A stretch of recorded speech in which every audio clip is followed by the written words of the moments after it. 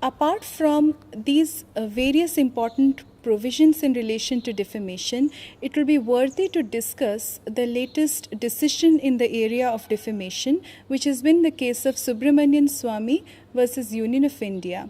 The decision was passed only in the year 2016, and various aspects of the decision have been severely criticized.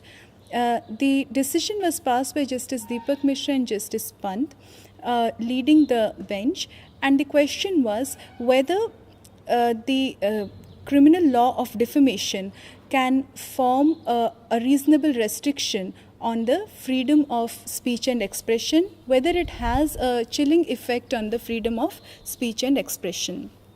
Now, as per the judgment of the Supreme Court in this case, and much against what the petitioners had claimed in this case, it was claimed by the petitioners that the criminal law of defamation is unconstitutional as it has a chilling effect on the freedom of speech and expression, and therefore it must be done away with. However, the Supreme Court opined that criminal defamation does not have a chilling effect on freedom of speech, and also stated that reputation forms a part of Article 21 of the Indian Constitution, which covers the right to life and liberty, which cannot be sacrificed except under a due process of law.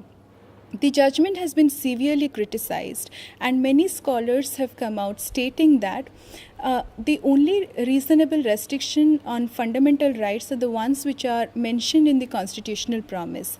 Apart from that, defamation per se is a crime which is more private in nature.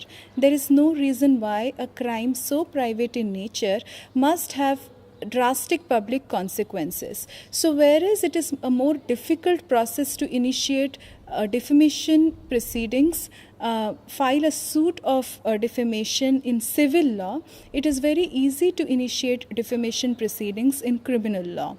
Now this has a drastic impact on the manner in which the things go in a democratic country.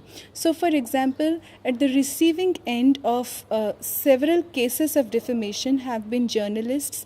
There have been other people who have been at the receiving end of defamation cases simply because they wouldn't they would attempt to make certain comments in the public which are in more of a criticism mode.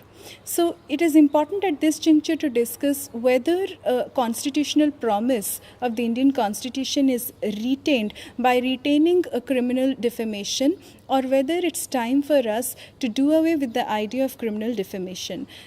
Because it was made a part of Article 21 and was also said that it does not impede freedom of speech and expression, rather it unites the citizens of the country. The judgment in Subramanian Swamy's case has garnered several criticisms at various quarters.